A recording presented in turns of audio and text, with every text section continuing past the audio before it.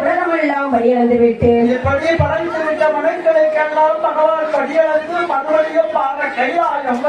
அப்படி கைலாசம் வர பார்வதி கல்வி இருந்தால் பகவானுக்கு பாத பணிவிடைகள் செய்ய வேண்டுமே என்று சொல்லி செம்புடைய தளத்தை கோரி பகவானுடைய பாதங்களை சுத்தம் செய்து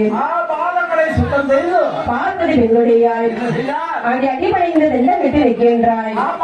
அடிபணிந்து தென்னம் விட்டு இருக்க மறுநாள் தினத்திலே பகவான் படியலத்தை செல்கிறேன் என்று சொல்லி பார்வதி இதனை வாங்கிக் கொண்டு பகவான் படியலக்க செல்லவும் பார்வதி பார்த்தார்.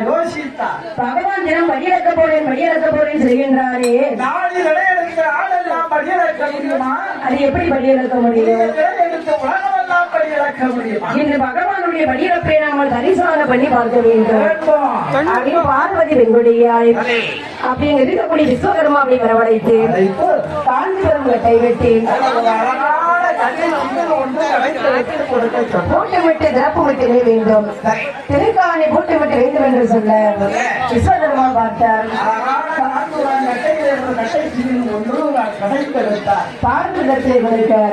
பார்வதி கட்டை சுமையை கையில வாங்கினாள்.